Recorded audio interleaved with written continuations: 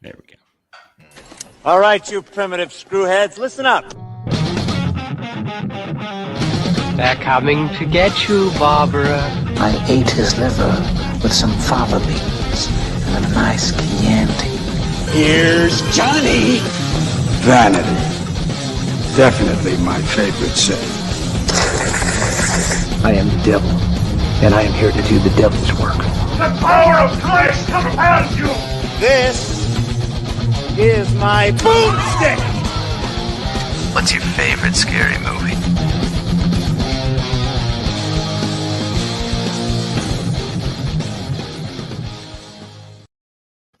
Good evening and welcome to Shiver, a horror movie podcast. We are your hosts. I'm Daniel DeBona. And I'm David Ulloa. And with us is our next guest on our Summer Movie Fan Fest, Hannah. Say hi, Hannah. Hi, guys. Hannah and I know each other from a little while back when I used to work at the Houndstooth. And now it has been a while since we've seen her, and now we've got a very pregnant Hannah Floyd. Or is it still Hannah Floyd? Or it's Hannah Payne. But Hannah Payne now. There we go. So, just as a disclaimer, as we get going here, Hannah just wanted to let you guys know, anybody who may be watching, if she just disappears temporarily, or we do a segment without her, it's because she has to pee a lot because she's very pregnant. So yes. You feel free to go to the bathroom as you need to, Hannah. We'll be just fine.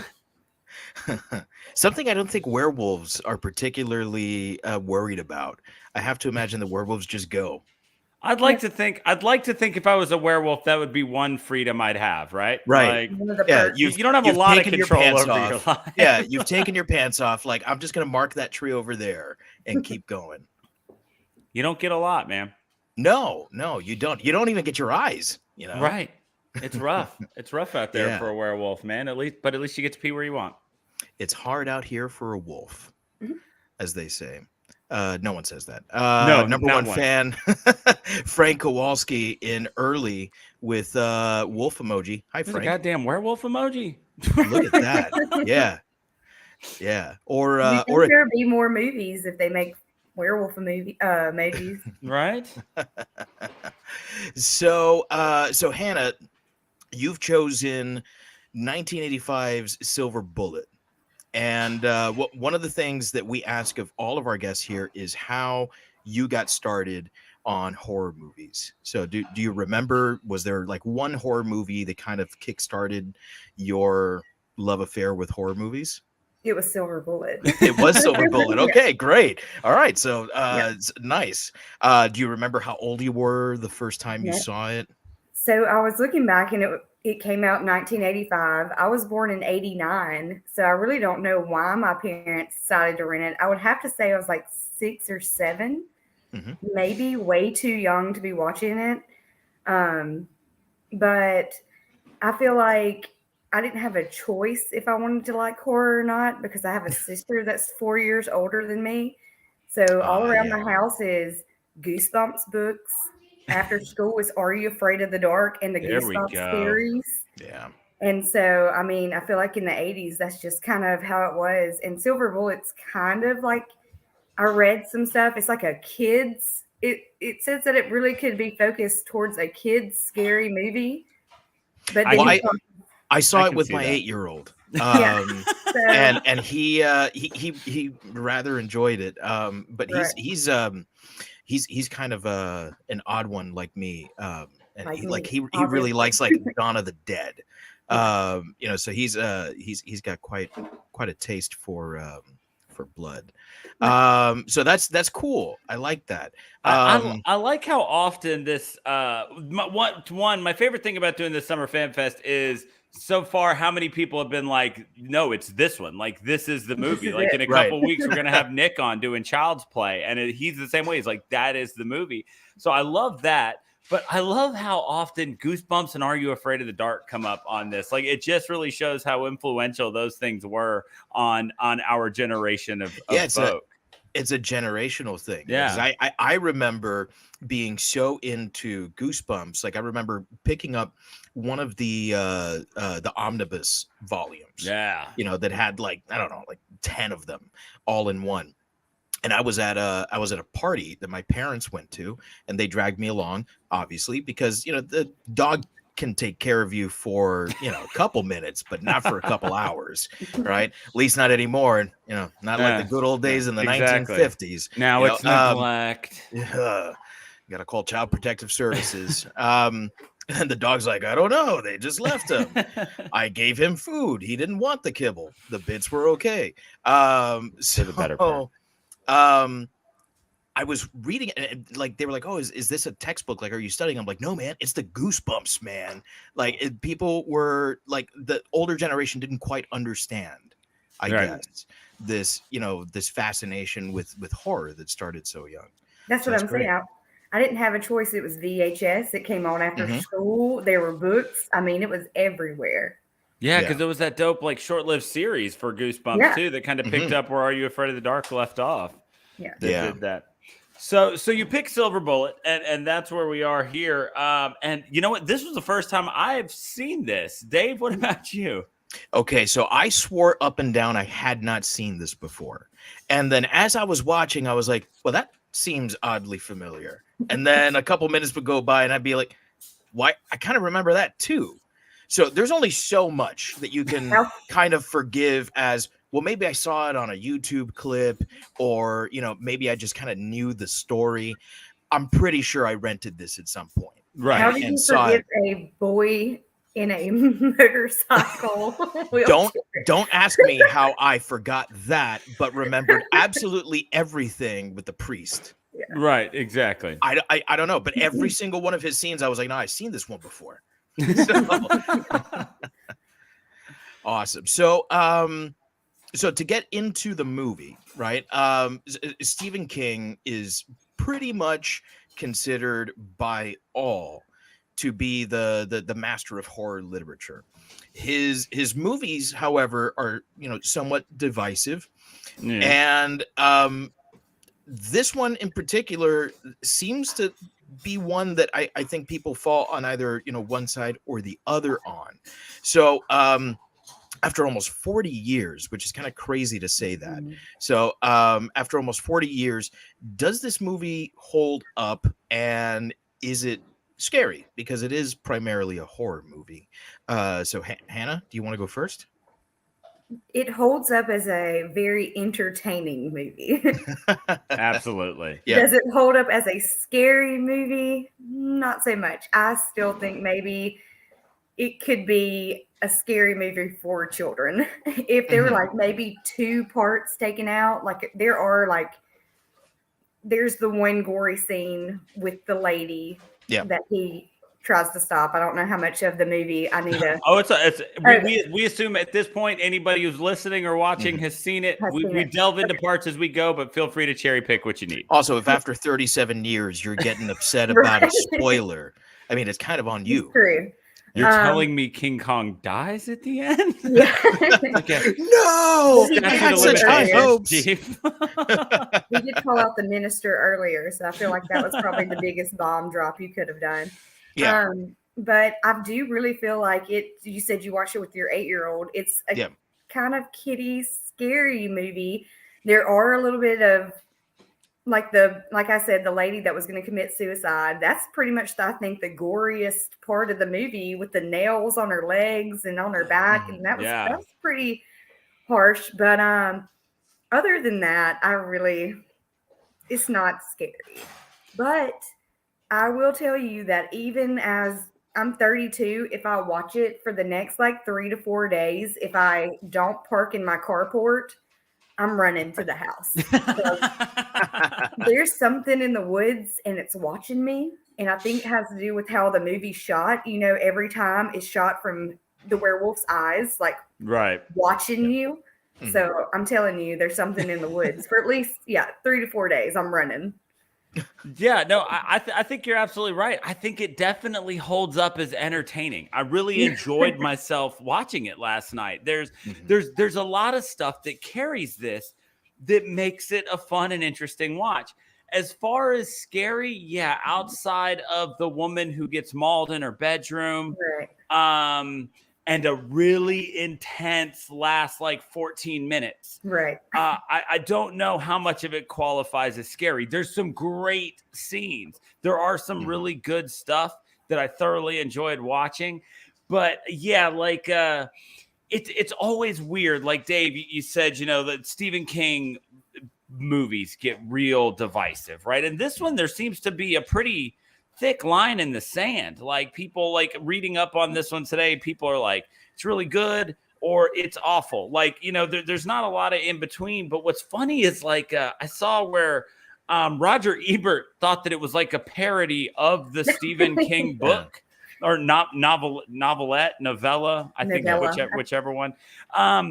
You know, so it's always weird. Like my standing theory is that Stephen King novellas make good movies. Stephen King novels make good miniseries or just straight up series, which is why, you know, like you look at some stuff like the original not the new one, even with as long as it was presented as a miniseries. So it's like that works. But sometimes you take those whole 1,700 page books and they just don't work out. So when you're working from his novella catalog, you get a lot of great stuff. The Shawshank comes from too. Not that this is anywhere near that level, but I think that this was good source material. And I think that it played off in a way that I kind of want to read it now and see if some of the moments are a little more heightened and see if they're scarier, because this wasn't that scary, but it was definitely fun. I've never read Cycle of the Werewolf. No. I have read some of his other stuff, and I gotta say that aside from like some of his early stuff, I feel like Stephen King needs to be reined in. Right. I'm not a huge fan of Stephen King's writing. I'm a big fan of Stephen King's stories. And I feel like particularly in It, like that is a fantastic story. Yes. I don't like the book. It takes so long. It's meanders. too long. It's too long. Yeah, it kind of goes nowhere for a long time. And then I feel like every Stephen King book has that one scene where he's like, "Yeah, I wish I hadn't written that because I was on a bender and I didn't think about the repercussions of that." Like, well, cocaine's a hell of a drug. Yeah, you know, right. So I feel like the movies of these books tend to be better than the books themselves. There's very few exceptions, but you're kind of right though. You know, the novels tend to make good series. Salem's Lot is one of those where I think, you know, it's spectacular. Yeah, Storm of the Century. So I I love Tobe Hooper. So yes. This one for me, I do think it's a great introductory horror movie. I don't think that this was made to kind of shock the diehard horror fan, but I do think that there's enough here to keep horror aficionados watching, because I forget his name, but the guy that plays the preacher is another guy that's been Everett. Yes, Everett McGill. Everett McGill, yeah, like he's another guy that, you know, is in that movie that you saw that one time. He's spectacular, absolutely spectacular in The People Under the Stairs, which Danny and I have been saying forever that we need to do on this show. You know, and that's just one example. You know, Gary Busey's fucking amazing. He's always great, and the drunker he gets, the better he gets. And I'll never understand how he does what he does and gets away with it. Right. But on top of it all, you have some like really great special effects here, and that's one of the things that I love about 80s horror. That late 70s through like late 80s horror movies. I'd even stretch that to like early 90s horror movies, is really great practical special effects. And the guy who handled the special effects for this movie, Carlo Rambaldi, is like the creme de la creme. Like I would say only Tom Savini outdoes Carlo Rambaldi. Yes. And like this is the guy who was involved in Alien. He was involved in Close Encounters of the Third Kind, E.T. Conan the Destroyer, that fucking monster that comes out at the end of Conan the Destroyer is just, incredible. And the 1976 King Kong, whether you like it or you don't, I don't like it as much as the original, but the special effects are great. The special effects are great, and Jessica Lange's awesome. So this is a guy who is known for special effects, and he creates what I think is one of the most unique looking werewolves in cinema history. That might be a good thing or a bad thing. We'll get to it.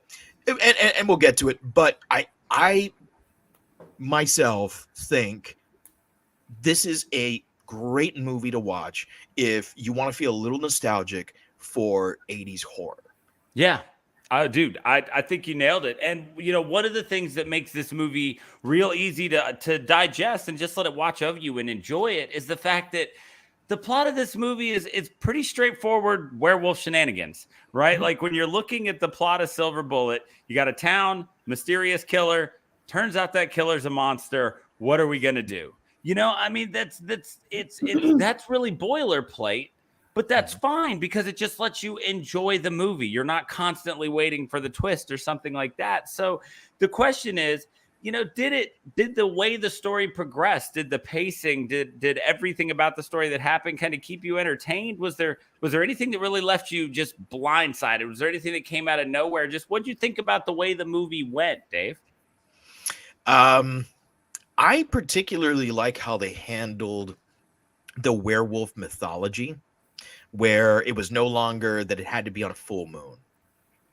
It was that as the phases of the moon, came in and out, the werewolf became stronger. I really like that. I also like that he retained all the memories of what had happened. Yeah. That to me, that was like a really unique take on the werewolf, because at least in my opinion, the werewolf that comes to mind when you think of werewolves is the classic Universal monster. Oh, see, I know it's because you're a Universal monster guy, but yeah. Like when I think werewolf, I think Jonathan Landis, right? Like I'm an American Werewolf in London. That's my first go-to werewolf. Okay, and I think this is closer to that. Which, I mean, time-wise is much closer. I think an American Werewolf in London is like 80 or 81. Yeah. And this definitely looks more like a wolf than like a man. So I there's a lot of inspiration there. I think particularly in the transformation scene. Now, this is not as good as the transformation scene in an American Werewolf in London. But you also get in this, I think, a particularly good nightmare scene, which you also had in an American Werewolf in London. For me, it was the standout scene in this movie. Absolutely. When there's all those coffins lined up, and people start the one guy the little boy's dad starts transforming, and then the other guy starts transforming, and then the hands start popping up out of the coffins. This was the only point in the movie when my son kind of came close to me. It was like, what's going on? I'm like, kid, it's a nightmare. Don't worry, they're not all werewolves. And then it turned around back to a comedy as the werewolf Pauls were playing the piano. Yes, and it does like the big dramatic turn. Yeah, like, oh, love it. It's a spectacular piece of storytelling, because it's not only jarring because it is scary, and it's the first time that the movie does approach horror in the in the more traditional sense, but it's also a turning point in the movie because we've now identified who the werewolf is. Mm-hmm. and we're still keeping that kind of like quirky, like off-brand humor going that was present throughout the whole movie. So for me, I really rather enjoyed the plot. It also kind of reminded me, even though the whole thing doesn't play out over the summer, it reminded me of the way that you kind of like hang out with your friends and just like make shit up to have something to do over the summer. Right. You know, where it's like, hey, let's just go over to that abandoned house over there, because there's a couple of junkies over there. Let's see if we can fuck with them, right? And there were never junkies there. It wasn't an abandoned house. It was just an old man who never mowed his lawn. But you made up these stories to have something to do over the summer. And to me, that's what Gary Busey thinks is going on with Martin, right? But it reminded me of that, and the nostalgia here, even though I have no idea when I saw this movie, it was fairly nostalgic for me to watch this, because it reminded me of my summers. It reminded me of my childhood, and like you, Hannah, I was born in '87. So my memories of the 80s are like very, very few. And it's like Teddy Ruxpin, Monchichi, and and corduroy overalls, and MC Hammer pants. Like, that's the extent of my memory of the 80s. My childhood is really the 90s. You really hit the highlights, though. Yeah, thank you. Well, like I said, this is what I remember. To me, the story works just enough, and there are a few standout scenes. I think this works. I think it works. All right, well. Hannah, what about you when you're looking at the story and the plot? What'd you think? So going back to reading, I never really looked into it. It's just been a movie that I've loved since childhood, but I didn't know that this was supposed to play out over like a full year. I think each chapter of his novella is I think it's 12, and it starts in March and goes to the next year, I think. It got real confusing, because at one point it seemed like it was supposed to be the same summer, but the fair sign said October. Right. But then it was Halloween. July. Right. Yeah. And it really feels like it took place in like a week. Yeah. There's no establishment as to how time passes, but they do give little markers. Like halfway through the movie, it's like, okay, well, this is July 4th. So so we're halfway through summer, and it started right at the beginning of summer. Yeah, I think March. So it does progress. Yeah. So no, it's entertaining from start to finish. There's something going on. I think it's a good plot. It's got a nice little storyline. It's got a lot of relationships. There's brother and sister, and then there's uncle and nephew, and then he's got the friend Brady. And I read some stuff about it that actually made me go back and think that it's not just this story. Most werewolves is about this werewolf. Well, this is about how the townsfolk are affected. They have a lot of Brady's dad in there talking about his son was ripped to shreds.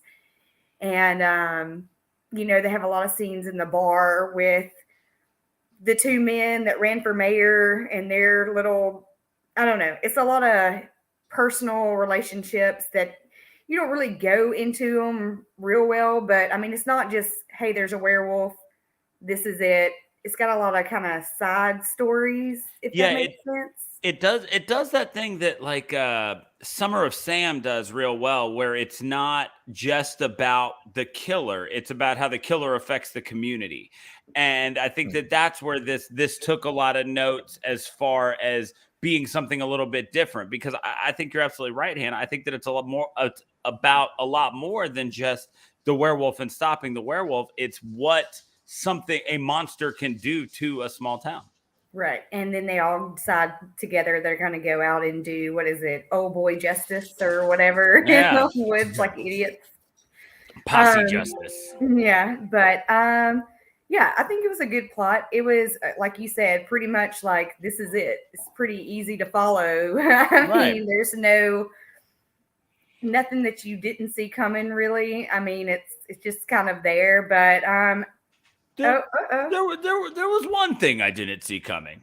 Look, the thing about this movie, like I said at the top, it's standard fare, but it's standard fare with flair, right? There's little bits. Thank you. There's little bits that set it above that, not too high above, but it's interesting, because there's two massive standout scenes. I think three massive standout scenes from this movie. You've got the nightmare sequence, which is just incredible. Right. That scene, like Dave said, down to the fact that it's scarier than basically the rest of the movie, except for the very first murder. It's a terrifying scene. But then also, like you pointed out, Hannah, then it reminds you that the movie, it's not to be taken too seriously with the werewolf playing the organ. That scene's incredible. But the standout scene, you went right to the edge of the cliff on this one. It didn't jump off with me, Hannah, is when they put the posse together, right? And the scene that follows after that is some of the wildest shit I've ever seen in a werewolf movie, right? It starts off, it's like, all right, we're going to go get them. And so it's funny because when they're meeting in the bar and they're all fired up, it's like they're all like these super serious, like commando level rednecks that are going to go handle shit, right? But then as soon as the rubber meets the road and they're in the woods, you're immediately reminded that they're just normal people who are scared. Right. And that little transition made that scene so much more impactful.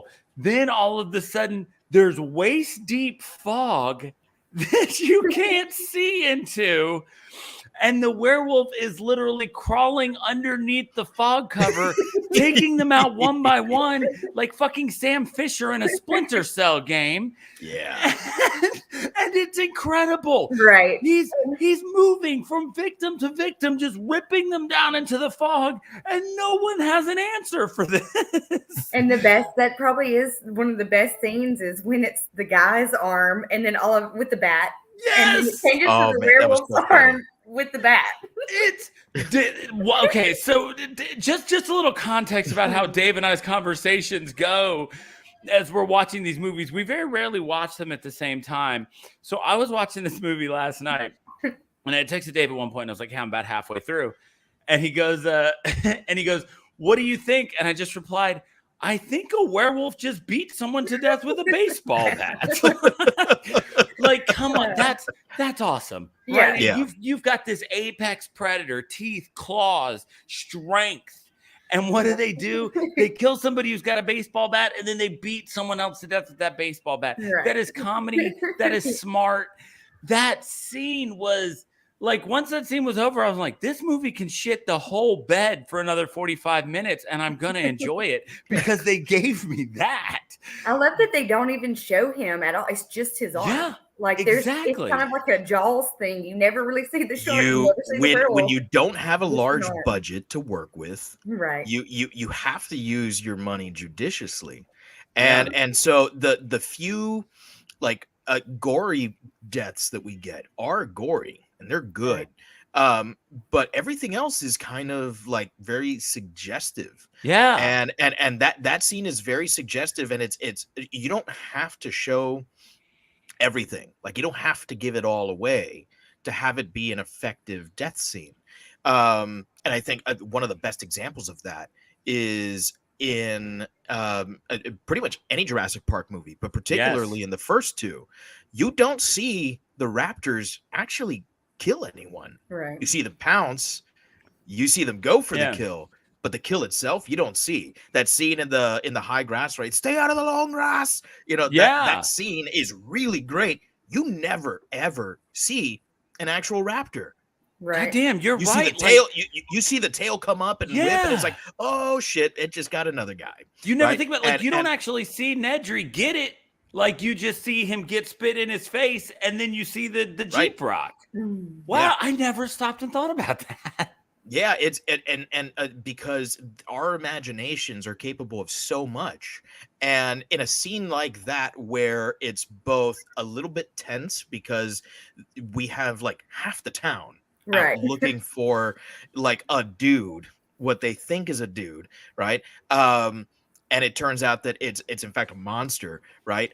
Like, that scene starts with insanity when some guy gets pushed against a wall, right? Like his back is snapped in half as he smashes into a tree trunk, right? Not a wall, a tree trunk. Like that's crazy. I was like, oh shit, this just like was elevated to another level. But then there's also that humor that the movie has had thrown in there.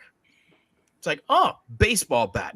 I'm also a man. I retain all my preacherly memories. Oh yeah, right? we were talking about that earlier. It's very effective. Yeah, they did so much that, like I said, that was just little flourishes that make this movie stand out, that you just, man, the plot just allowed you to have fun.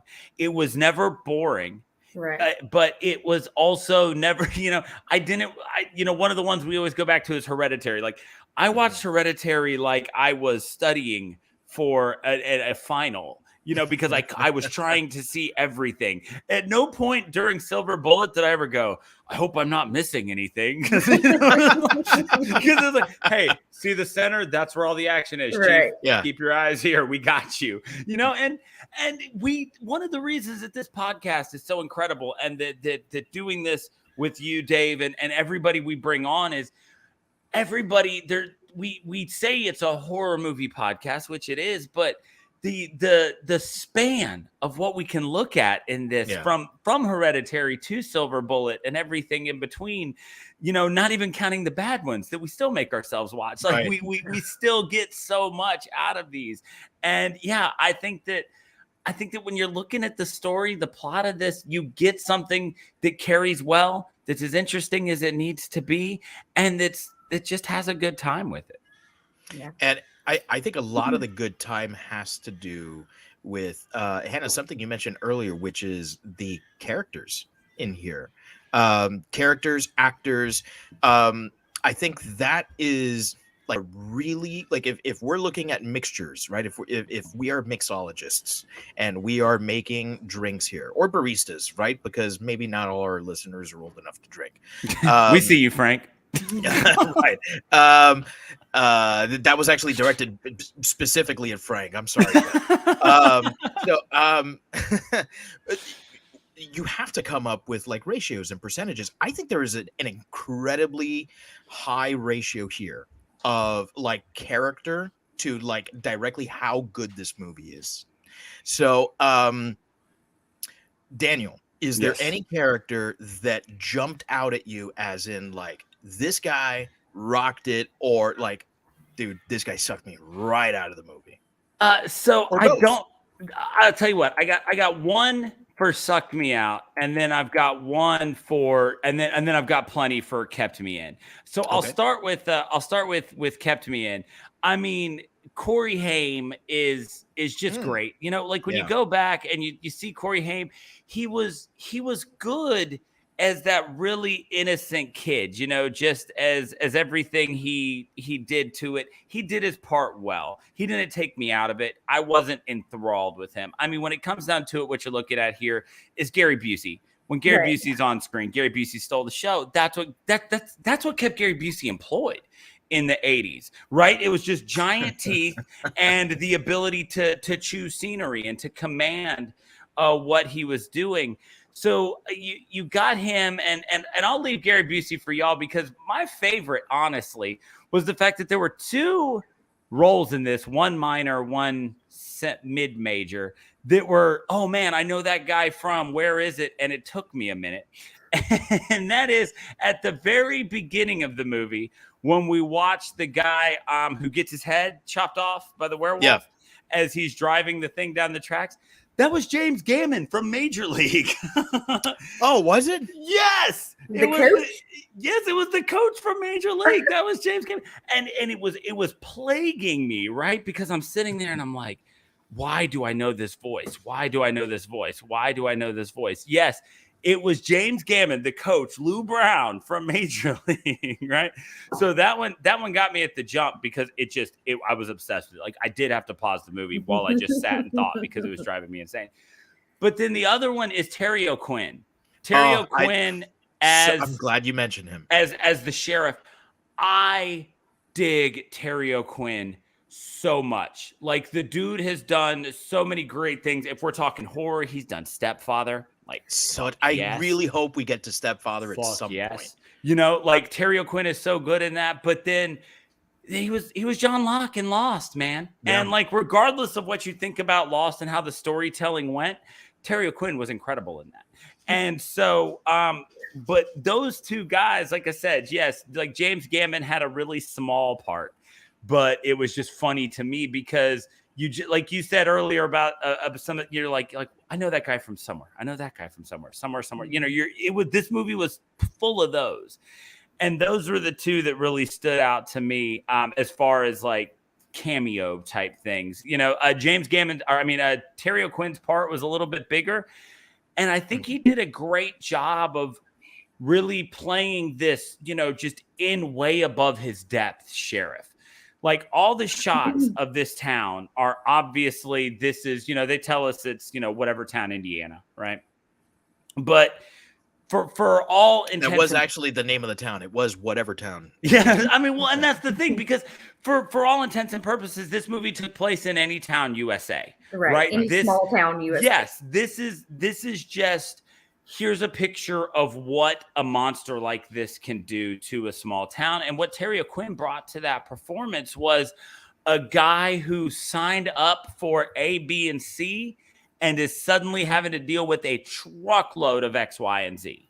Mm-hmm. Like this is, you know, it's very reminiscent. And I'm like going to Midnight Mass.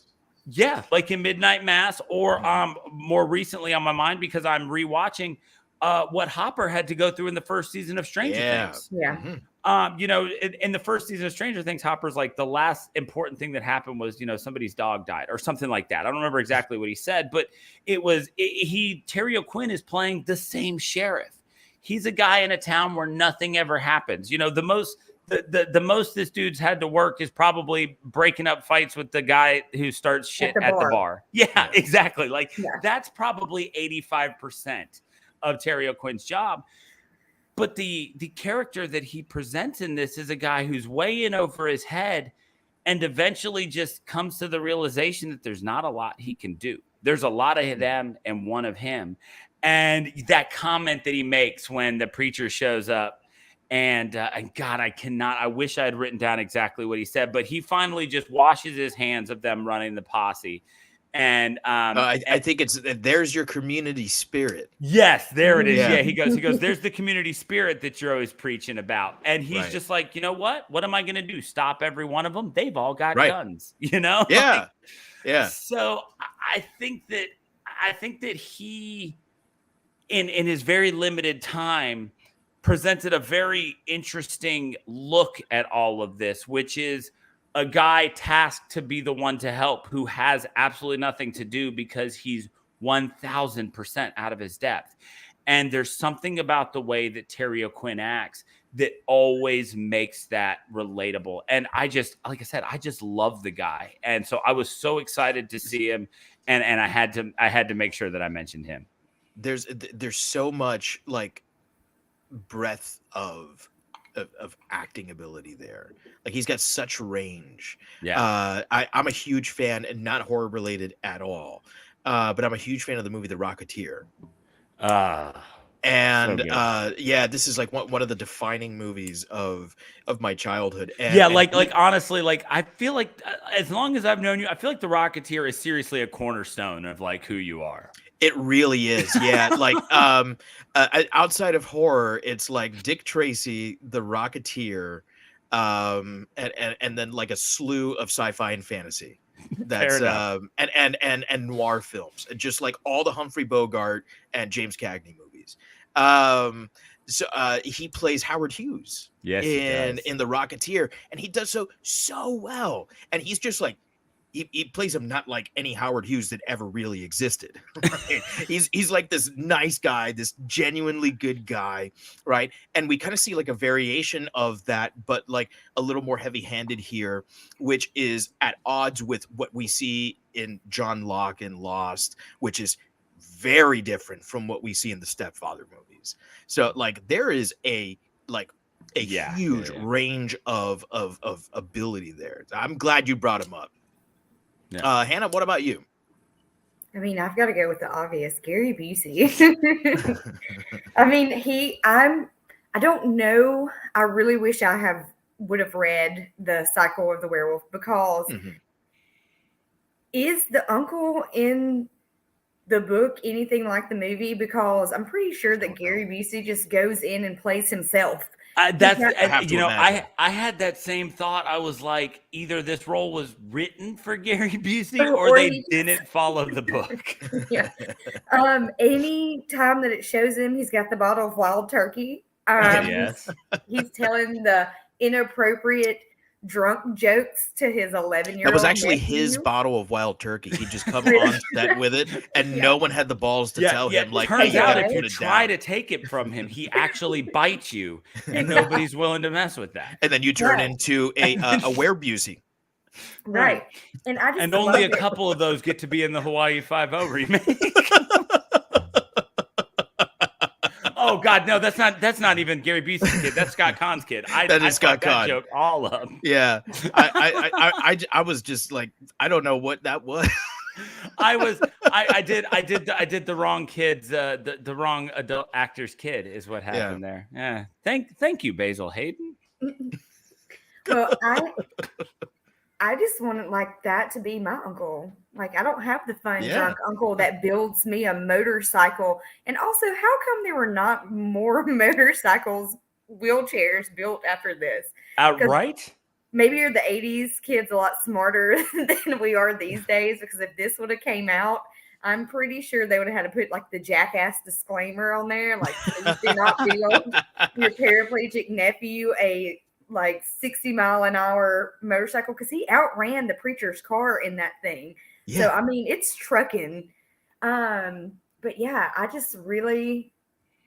loved Gary Busey. I wanted him to be my uncle. I'm pretty sure that's him as a person being himself, and he did great.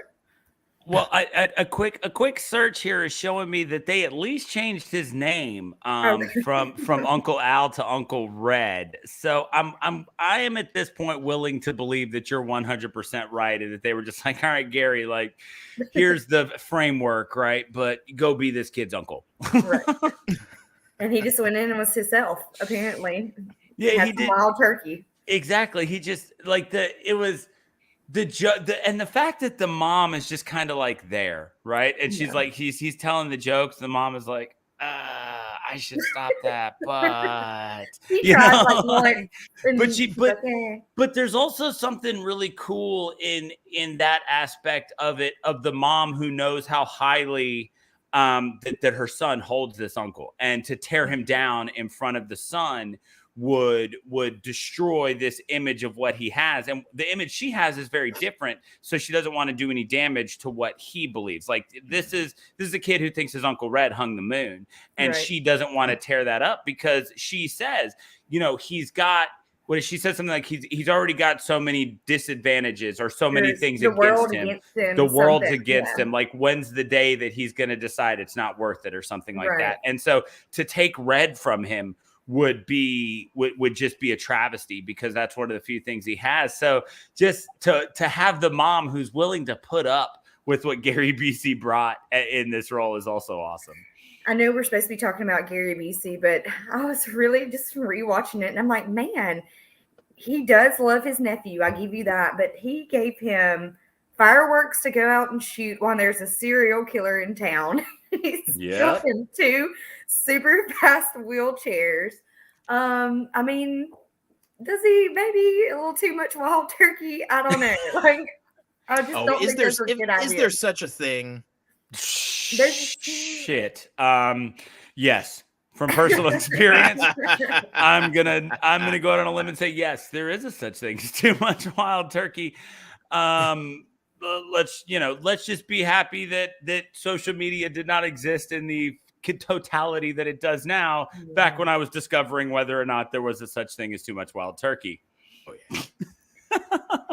yeah. I'm trying to think if there was anyone that I really did not like, but I don't. I've got one. Okay, you go first, Dave, because I've already gone, and if it's not the same one, I'll throw mine out. So Megan Follows as Jane Kozlow. Kozlow. I found her totally unlikable. She is, she's an awful sister. She's She's a terrible sister. Like she's got this brother who like obviously needs like some extra attention, right? And you'd imagine that at her age, what is she, 16, right? Like she's at best. Like she understands this, right? And she bickers with him as if she was like 7 years old, 8 years old. And like she affords him like no allowances, right? She blames him for his friend Brady did her stuff, and she gets mad at her brother. Like how is he responsible when the kid got up in a tree? Yeah, he's up in a tree. Yeah. What is Corey Haim gonna do once the kid's up in a tree? Right. So I found her just to be totally unlikable. How about the last line in the movie? It's like, I never could tell him I loved him before this. I honestly I hated the voiceover. Yeah. The voiceover was rough. It was a little much. It didn't need the voiceover.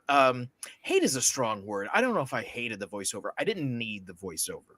Right. I'll say that. I don't think there's anything about the movie I hated. Including her. I didn't hate her. I just thought, I was like, God, what a shit sister. I'm glad that my sister wasn't like that, you know? And I mean, I was an asshole, you know? So like I would have deserved it if my sister hated me.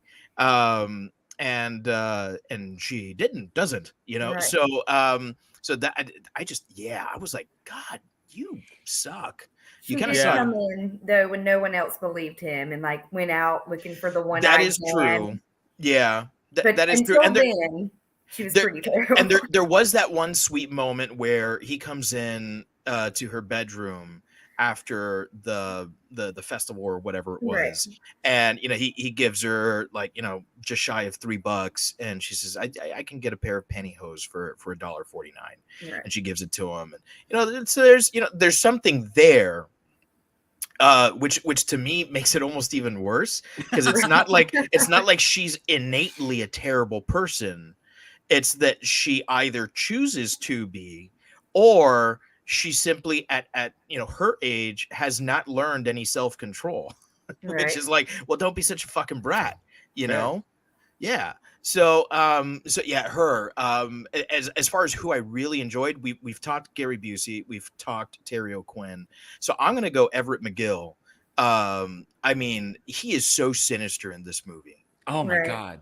Down to the jawline, man. Like, how did anybody not look at this dude and know he's a werewolf? Like that is bad guy jawline. Yes. Like as soon as I was like, oh, this guy's the werewolf, then I was like, well, look at the jawline. Of course he is. Like, look at that shit. Like that dude is chiseled. If it was a werewolf, it would have bit you. Yeah. You know?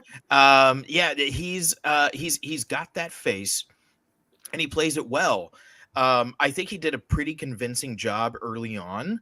You know, to be the nice guy preacher, you know, who the town goes to for, you know, spiritual direction, to, you know, for bereavement and all that. And then when it's discovered, he's just like, well, you know, I'm not only a werewolf, I'm also a shitbag as a human. But pious. Right. And that's honestly that added such a dynamic to his character that like he really truly believed that he was saving these people's souls. Like one of the things that I love about good villains is that good villains truly believe in what it is that they're doing, and I think that he really truly believes in what he's doing. I was confused. The one thing I was confused about, though, I mean, I can kind of understand a lot of them, but really, is breaking curfew like a sin big enough to die for the kid? Because what else did he do other than stay out past or curfew? Just walking out to your own greenhouse? He was a drunk. Okay, you're right. He was a drunk. And I think he was like kind of maybe abusive to Corey Haim. I got that vibe. Yeah.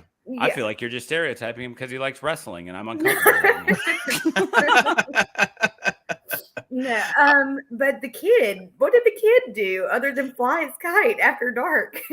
Well, I'm actually going to interject here because do it, Dave. he was what was it, Brady? Brady, Brady. right? Brady was a pretty shit kid. All right. Is that a sin? I'm not saying that he deserves death. I don't think any one of these people deserve death. But if we are looking at behavior here, Right. if this was in the 80s, I'm pretty sure that but a firm talking to would not have been enough for Brady. He definitely needed a spanking. I mean, as this wasn't a Catholic priest, I'm sure that's not what he was I knew into. it. God damn it. I knew it as soon as you said spanking. I was like, you saw how I set that up? Yeah. Set and spike for myself. That was so pretty, what do? really. You maul him to death. Right. Makes sense. We all know what the other option was. Look, while you're in the category of Brady, my character who took me out was actually not the same as yours. Oh, okay. The one guy whose acting was just so bad that I was completely sucked out of the movie was the guy who played Brady's dad, Kent Broadhurst, as Herb Kincaid. Really? I had to go look that up. Man, my son was torn to shreds. Like that whole shit.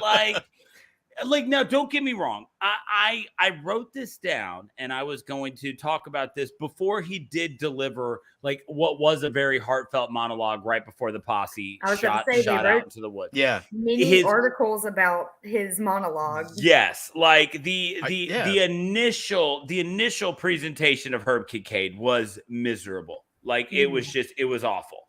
But by the time he's in the bar, and yes, like when he delivers that monologue, I will say he was redeemed in that moment.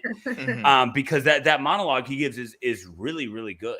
But just God, like that first time he talked, I mean, down to the time when he just like shows up at the bar, like, has anybody seen my son? And I was like, no, fuck this dude. Like, okay, that was rough. That was rough. Also, you raised this boy. Yeah, right? Exactly. And we just talked about what a piece of shit he was. Right. Yeah, it's like, well, your shithead kid's flying a kite at night. So I'm not victim blaming. I'm just saying he could have prepared himself better. Right. And James, like, their parents are mad that Corey Haim's not home, but no one really cares. Brady's still out there. Can we talk for a second about the upper body strength that is presented that Corey Haim has? Right. So we're shown that Corey Haim's bedroom is on the second story. We're constantly reminded that Corey Haim's legs don't work. And I'll give you that a teenage boy might be able to lower himself down a trellis with just his arms. But he gets back into his room through the window on the second floor in a hurry. Right. Adrenaline, much like cocaine, is a hell of a drug. Right. But there's an intense amount of body strength that it requires to climb a trellis with just your arms and shoulders and then sling yourself into your bedroom. I think that might be where my disbelief was suspended the most. It's like, I don't, nope.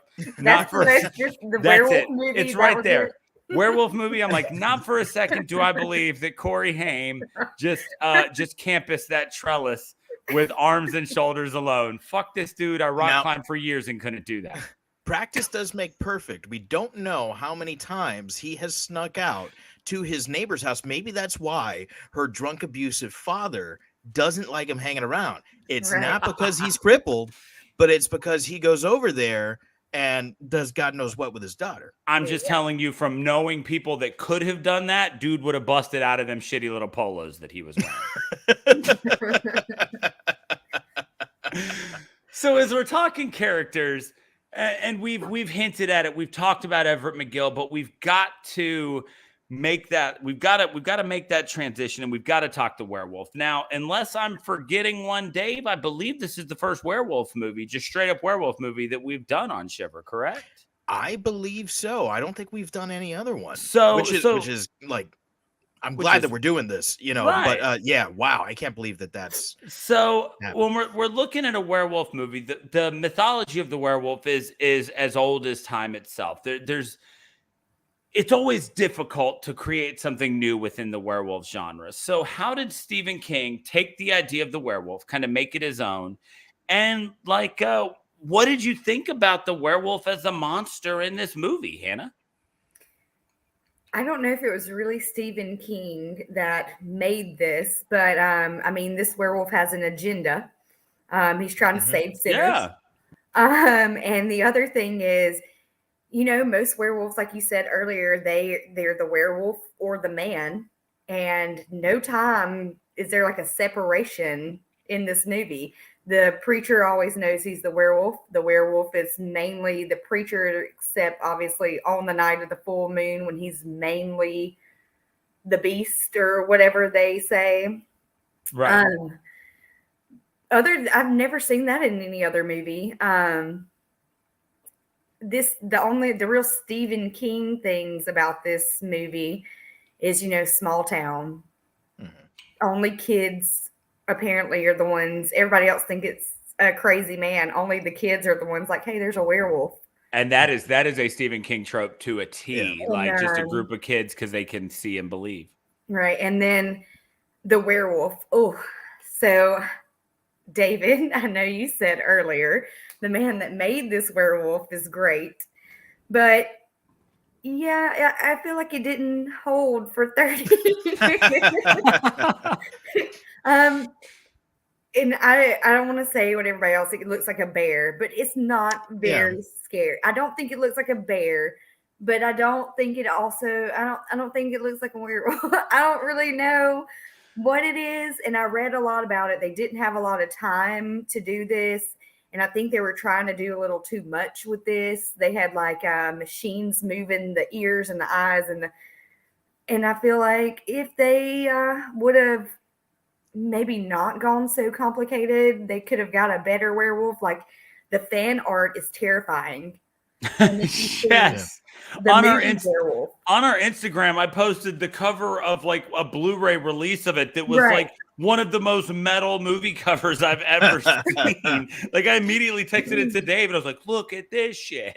Right. It's super scary. And then you see the werewolf in the movie, and the thing that haunts me about this werewolf in the movie is every time he's about to attack and it shows his eyes, it's like a red light across the whole face. It's not his eyes. It's just like they shine a red light on this werewolf mask. But yeah. So I wish they would have been able to spend more time. I can't remember why they didn't spend more time on it. I think it was a lot of different people. Maybe, I don't know. I read some stuff and now I can't remember why they waited to the end to just make the werewolf, which should probably be one of the most important things in the werewolf movie. From what I read, the producer of the movie, Dino De Laurentiis, was really unhappy with the design of the werewolf. But the director and the special effects artist really liked what they had designed and created. And so they refused to budge. They started filming the movie and did not film any of the werewolf scenes until it was signed off on. And so eventually it got to a point where they kind of had the producer in a corner. And they were like, well, you either like approve it or what we've shot is money down the drain. And he was like, okay. So I guess I'm approving this. And showbiz, baby. Yeah, he was never happy with it. I think there is kind of like a Black Bear thing going on with it. You know, slap a red T-shirt on it, and you've got a very angry Winnie the Pooh. Blood and Honey. We'll be doing that one next year, I'm sure. Yeah, oh yes, we will. I personally really like what they did here, and I also agree with you. I think that they did try to do too much as far as like animatronics go, right? In the wolf, because the eyes move, the mouth moves, the ears move, like everything is remote.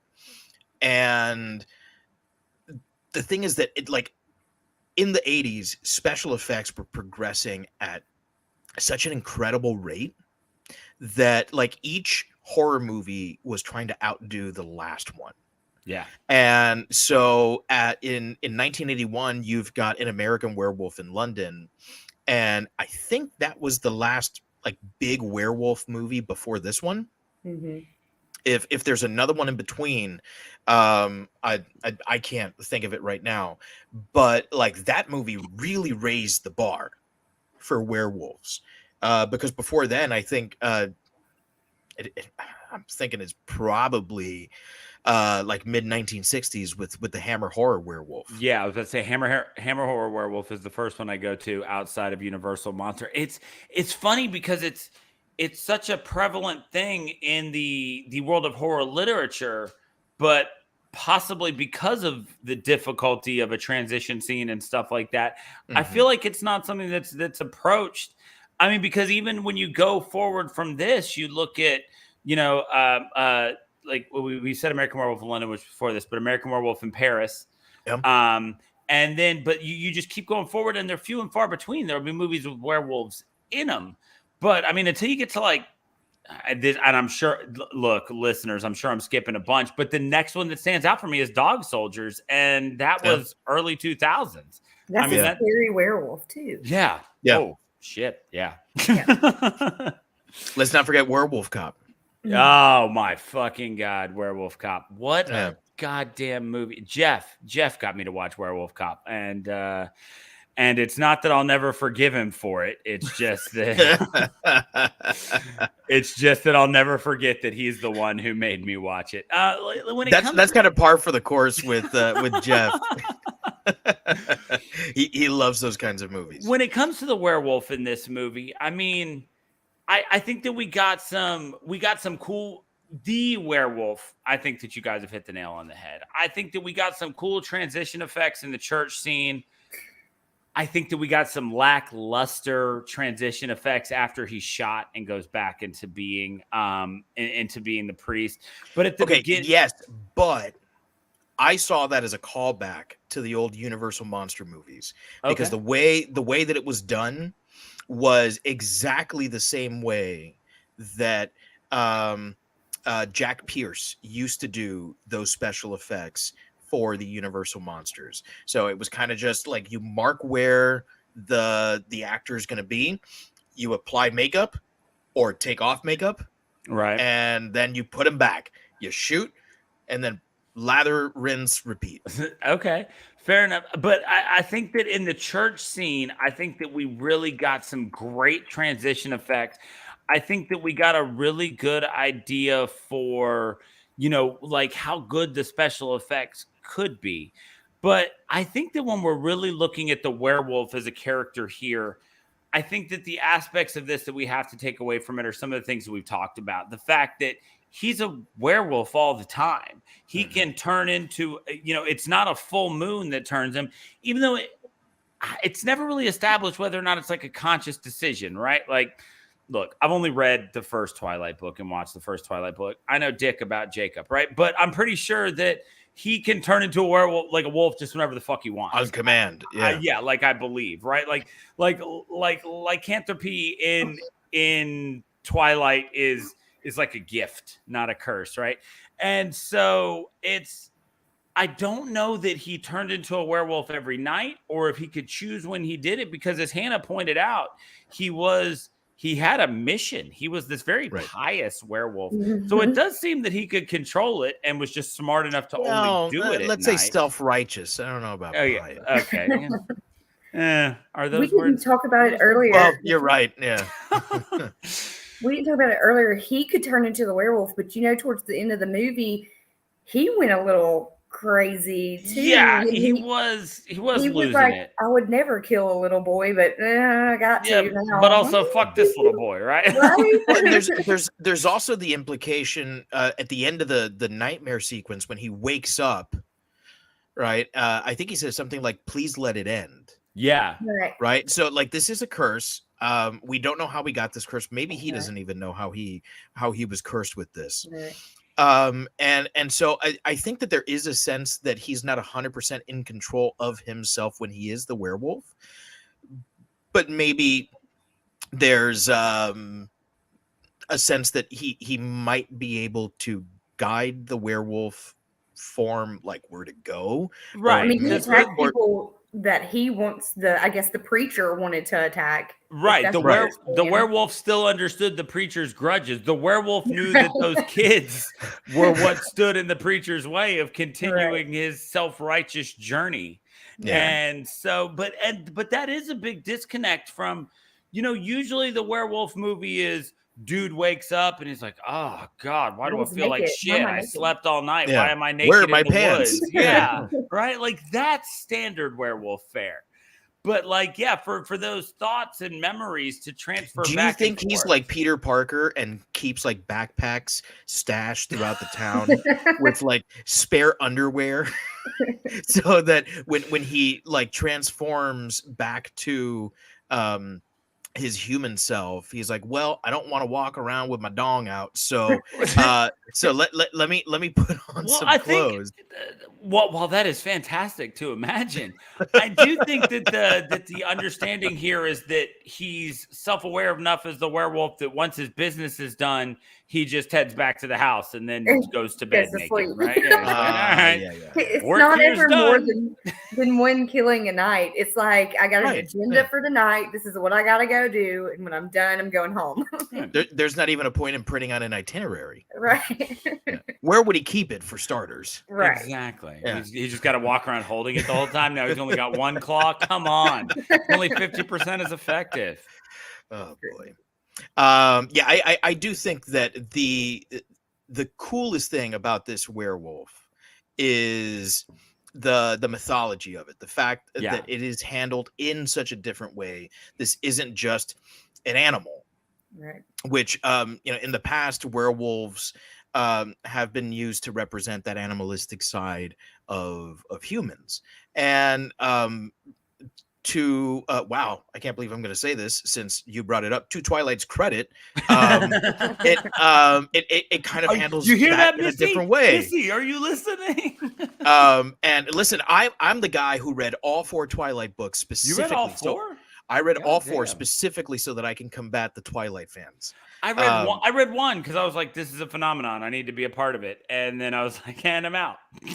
I'm going to be honest here. And you can give me all the grief you want. I don't think the first book story is that bad. Now, the actual literature is atrocious. Okay, there we go. Stephanie Meyer cannot write. Right. 6th grade level. I mean, the words are this big on the page. It's crazy. It's terrible. It's for a third grader. Right. And that's for like those low performing third graders, the ones that you target to try to get them to pass the state test. Right. So my thing's dying here. I might have to switch to my phone soon. That's the first book though. Everything after that is just pure garbage. And it's all either you okey-doked us there. Yeah, it's all either ripped off from Anne Rice or from like standard like monster lore, and it's mixed with like 50 Shades, but animalistic 50 Shades. Because it was, unless I'm 100% wrong here, it was originally 50 Shades fanfic. It is it's a satire. Other way around. 50 Shades of Grey started as fan fiction of Twilight. Oh, ain't that some shit? Yeah. Yeah. There were vampires in 50 Shades originally, and then they were like, hey, we want to buy this piece of shit. And they were like, okay, well, let me just change the characters, and here you go. I love the idea of a vampire who's been around long enough that just drinking blood and normal sex isn't good enough. He's like, look, I have done it all. Like, if you don't let me beat your ass, I can't get it up. I don't want that day to come. Oh boy! Not that Anne Rice didn't have BDSM vampires. No. I mean, she pretty much created it. I take that back. LeFanu created that with Carmilla. Doesn't get enough credit. Here we go. And we will do The Karnstein you trilogy brought this one one up on Geekmore when we did vampire movies. Yeah, I did because Le Fanu does not get enough credit for it. I love Bram Stoker, but not the originator. Okay, so before we move on to ratings, we do have one more thing to cover. We talked a little bit about this guy. I know we just said that maybe his werewolf wasn't the greatest thing ever, but the special effects in this movie, this is 80s. This is the height of practical special effects. Do you think that back when they came out, they were good? Maybe state of the art, maybe not. Do they hold up today? Do they still look impressive, or did they not look impressive in the first place? Hannah? I think the makeup and the transitioning, whoever did that, going from human to werewolf, like the whole church congregation, that weird transformation, that's kind of scary. Yeah. And so whoever did that is very impressive. Yeah, that's Carlo Rambaldi. Yeah, but the werewolf does not stand up. No. I mean, it's a fair assessment, right? Like if you're just looking at the werewolf, no. But when you're looking at some of the stuff, I mean, the head laying on the railroad tracks at the beginning looks good. I mean, that was just a clean swipe. I mean, the whole head just the model head itself. I mean, it looks good. Like very easy for those to look awful. Yes. Yeah. Right. I mean, but if I had to boil this down to like, here's one scene where a combination of practical effects and camera work played out perfectly, it's when he murders the woman who's about to commit suicide. Yes. The bedroom. It's that climbing up the terrace. Yes. And gore on her legs. Hands down, the scariest scene in this movie. And you're absolutely right, Hannah. It starts with that amazing POV of climbing like the trellis, and you just get like the werewolf hands. But we always talk about those moments that make you wince, right? Because we do this a lot, and we always say that, or at least I always say, it's like gross bodily harm always affects me more than just like death. Right. Like getting your head cut off is like, whoop, well, at least you didn't feel it. Right. But watching both of those hands just rake down and just destroy her back and her legs and the blood splattering, like far and away the goriest scene in the movie. Yeah, I felt that. Yes. Yeah. And that was the scene that made me sit up. Right. Like that was the one that made me tight. You get some other really good stuff here. The church scene, when the dude is when he's in his greenhouse and the werewolf like makes the hole and the 2x4 stabs him in the stomach. You get some really good stuff. And I think that for 85, for just, like when we're looking at a pinnacle of practical effects, I think that this movie holds its own against a lot of things that we could talk about that were released in this time. And, we've done the talk. Yes, this was the twilight of Carlo Rambaldi's career. I mean, I believe this is the last thing listed on his filmography. Yeah, like this was definitely the end, but the dude was still out there throwing haymakers. And when they landed big, right? And sometimes that's all it takes. Hannah and I are from Alabama, and I don't know if Hannah follows him or not, but we got Deontay Wilder around here. That's a boxer that we all love. That's a hometown boy who built a whole career off landing one punch, and that's what Carlo did in this last movie. He was like, look, I got 4 good punches and I'm going to throw them hard as fuck. Like the rest of the movie, I'm going to bob, weave, and hope nobody notices that it wasn't that good. But I'm going to throw those 4 and y'all are going to feel them. And you did. In those moments, you really, really felt that. The last 14 minutes, like you said, I mean, that's a lot too. I don't remember who mentioned it earlier, but when he was going from werewolf back to preacher, it's not. We knew this might happen. You keep talking, we'll catch him up. It's still a lot of special. All the hair sucks back into his arms. The preacher's it doesn't look as great going from werewolf to human, but it's still a lot of cool special effects to go back. And I mean that scene to maintain the fact that he still only had the one eye from catching the bottle rocket, and then to get shot in the other.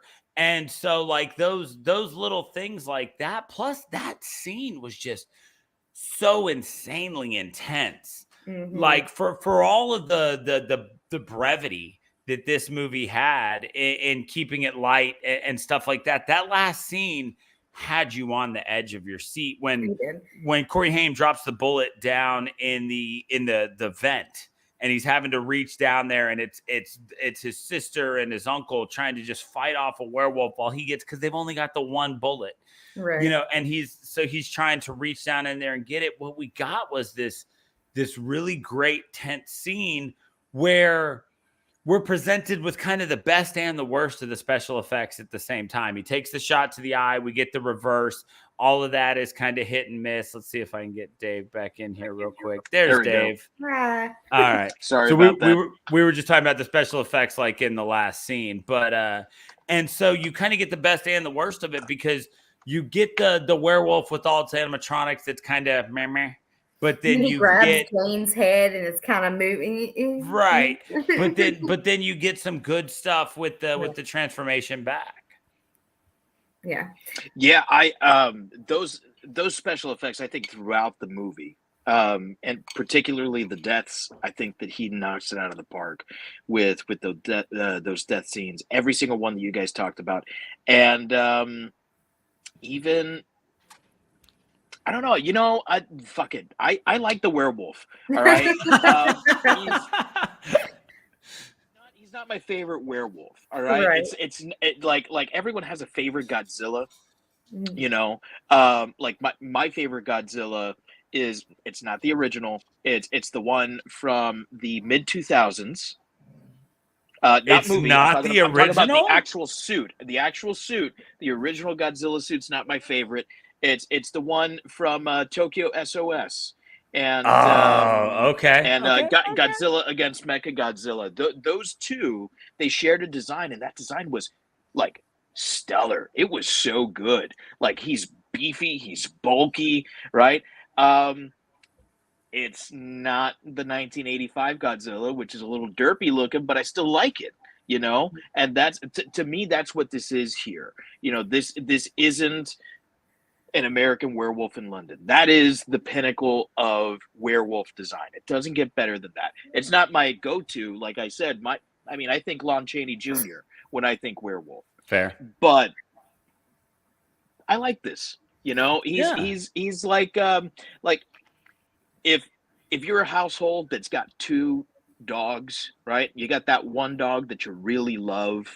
Then you've got that other dog that, like, love is a strong word to describe the bond you have with that creature, but it is a word to describe what you've got with that creature.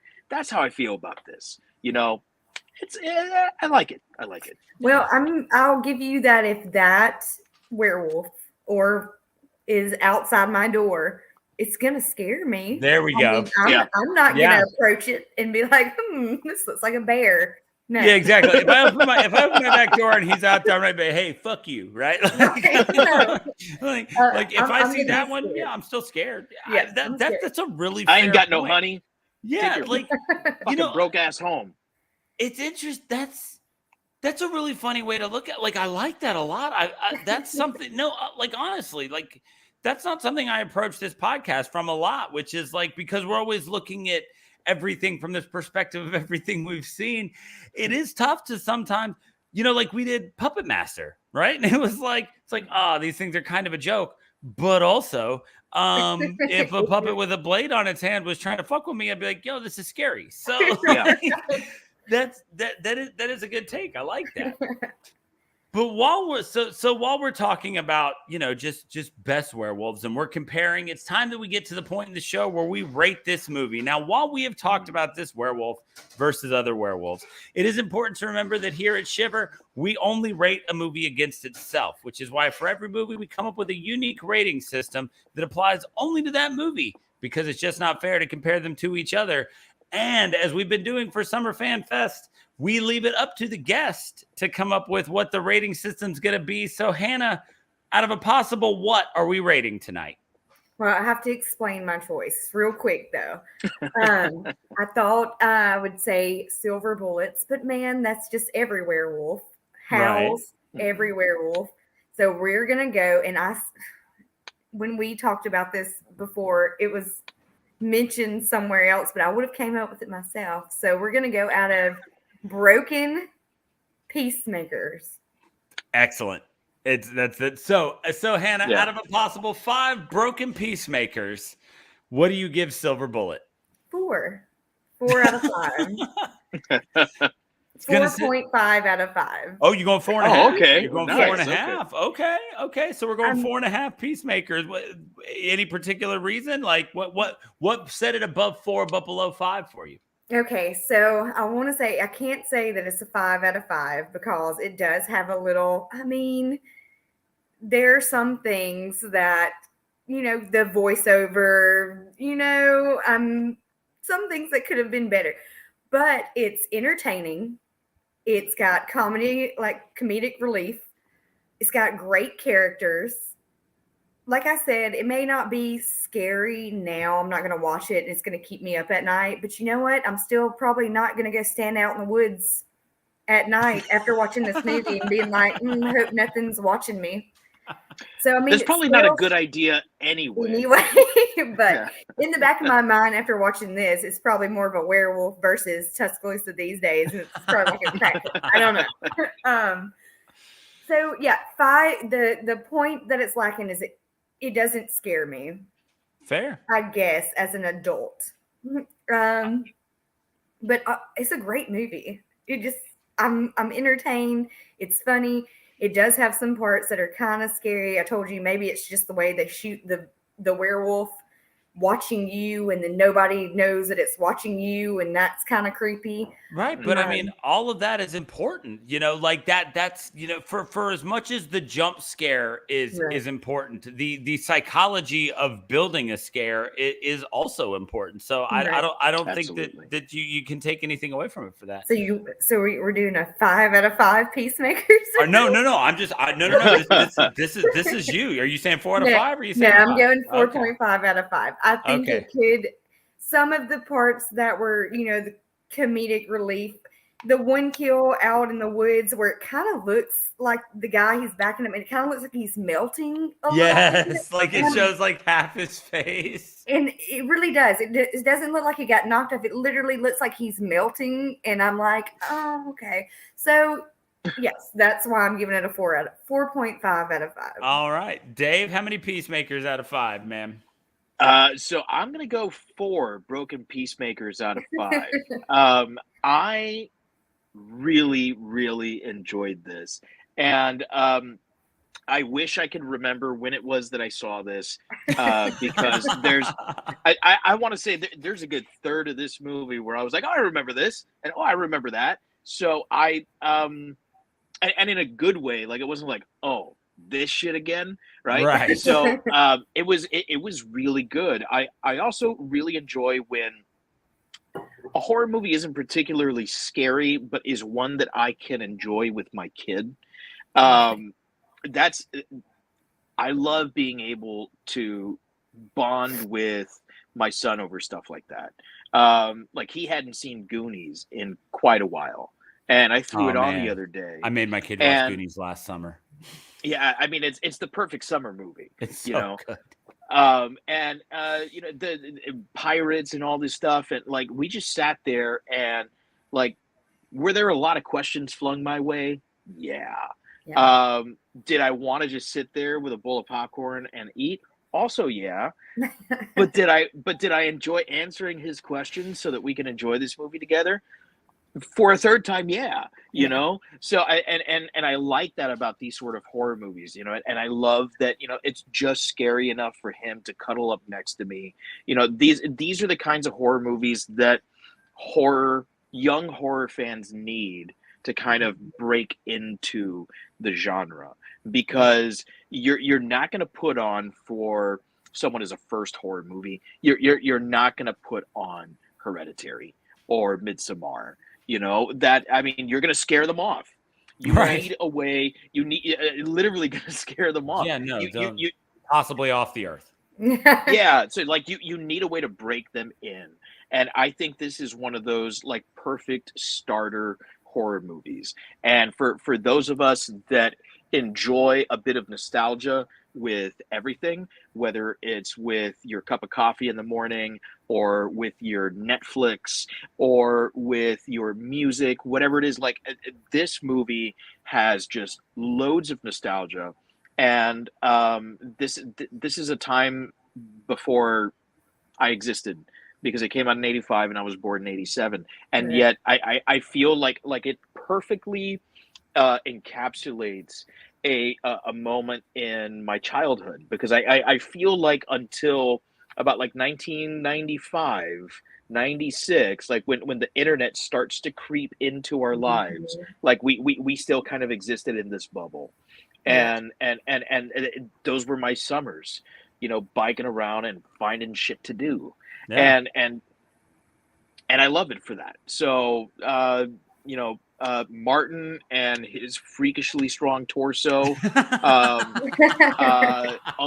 Uncle Red and his you know, just wild turkey to the head. His wild turkey. Yeah, and fuck it, and the preacher and his awesome werewolf, they get a 4 out of 5. Look, I don't think that anything you guys have said is wrong. I'm gonna sit happily on a four broken peacemakers with this. I mean, I didn't know what to expect from this movie. Like we said at the top, there's good Stephen King movies and there's bad Stephen King movies. I mean, I'm not looking forward to the day when somebody's like, "Hey, are y'all gonna do Dreamcatcher?" You know, because you know. But this one worked. I'm gonna be washing my hair that day. This one worked. You know, like I said, you're working with the idea of the Stephen King novella. You're working with the idea of Stephen King's got a kind of fucked up sense of humor, and sometimes it comes across right, sometimes it doesn't. And in this movie, they nailed it. And what we got here was a lot of fun. We got a bunch of memorable characters. We got, you know, we got some gore. We got some special effects that were great. We got a lot of really good things here. And I think that, Dave, you're right. Introductory. I think that this is a widely enjoyable horror movie. I think that sometimes those things that we look for that make such a great horror movie, like, you know, we tend to stand things hold up against currently what is like the Candyman, like, you know, idea of excellence. But I can also understand why somebody might watch Candyman and not think it's everything we think it is, right? But I think that when you look at Silver Bullet here, what you get is a movie that can universally be loved for everything that it is and the things that it isn't. You know, down to the fact that like it opens and closes with such like a cheesy ass song that like doesn't fit the movie at all.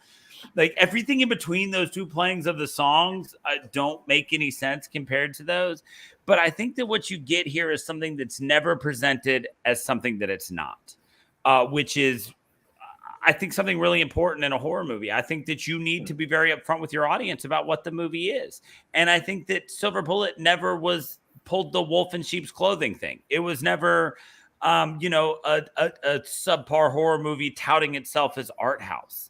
It was a good grindhouse style horror movie that you can just enjoy. And there's never enough that you can say about that. So I'm going to sit solidly at that 4. Just like you, Dave. I think that, man, this is one that I would recommend to a lot of people. This is one I can see come October, if I've got friends over and they're like, "Oh, Daniel, you like scary movies. What should we throw on?" This is a great throw on.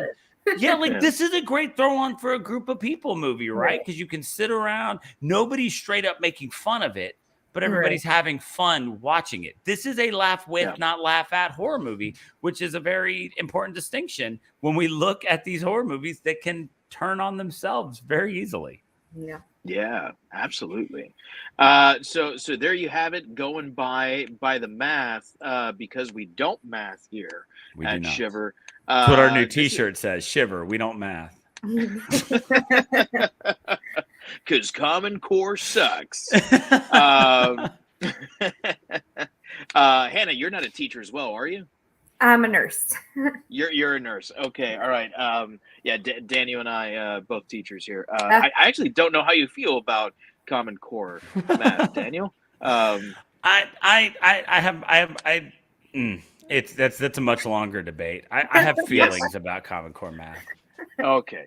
We'll talk about them off air, so as to not bore our horror fans with the true horrors of the world. So because we don't math here, this is gonna round down to 4 broken peacemakers out of a possible 5 broken peacemakers, and I'm okay with that. I'm good with it. I'm proud of that 4. And Hannah, you should be. This was a good one to bring to the table. We really appreciate that you did this. It's always great. It makes me so happy that you reached out to me, because in the past couple of weeks we've had people that I know, but like it's not like there are good our like best friends that we're going to and pulling them in. And so it's awesome that you reached out to us. I think you've been great on the show today. Thank you so much for suggesting this and coming on. I think you did great. Good luck on finishing up the Alabama heat with your pregnancy. That's the real horror. Yes. So make sure you keep us in the loop. Air conditioning's a real thing. Yeah, it is. Thank you guys so much for letting me come on. This was so much fun, and I got to talk about one of my favorite things. I literally love this movie, so I'm glad. And I'm glad, Daniel, you've never seen it, and that's just. Yeah, no, hurts my heart a little bit. I'm so happy I've seen it now. Honestly, like hanging out with Dave once a week is spectacular, but the best thing about this show right now is like I just keep watching movies that I haven't seen or that I haven't seen in a long time, and this was a great addition. Well, now you can show your kids. Yeah, and honestly, like my 5-year-old, not quite yet, but he's going to be the first one. My 11-year-old, no, she's not feeling it. As soon as that head comes off in the beginning, she's out. My son didn't start watching right away. He was actually a couple minutes late, and so he was asking. He was like, "Well, who's died already?" Like that was his first question when he sat down on the couch. And I said, "Well, he mauled a woman to death, and then he decapitated a dude." And he was like, "Well, can I watch it?" And I'm like, "Yeah, okay." Yeah, hang on. Bloop, bloop. And he was all upset that in the fog you didn't actually see any of the deaths. He was like, "You don't see it." I'm like, "Dude, no, this is a slapstick bit. Just go along. This is Three Stooges style." Exactly. I was like, "Hey, remember?" And I was like, "Oh no, all the ones I've seen with you see that people died." Never mind. So yeah, perfect. So if you, like Hannah, have a horror movie that you feel very strongly about and would like to be on to discuss it, we still have some spots available towards the end of the summer. Yep. In either late July or early August, I think we're scheduled into August right now, but okay. Yeah, we've definitely got the end of August available. So if there's a movie out there that you think we should absolutely cover, or if you're just desperate to talk about with people, we can be those people. So make sure you hit us up. We're on all the social media at Shiver Pod. That is our Facebook. Our Instagram is our most successful. That's where that's where we deal with the most people. We've had some great folks out there reach out to us, communicate. We've been having a lot of fun with it. We try to post some memes. We keep you up to date on what movies we're doing, stuff like that. So make sure you follow us on all the social media at Shiver Pod. Absolutely. So on behalf of all of us here on Shiver, write you very much.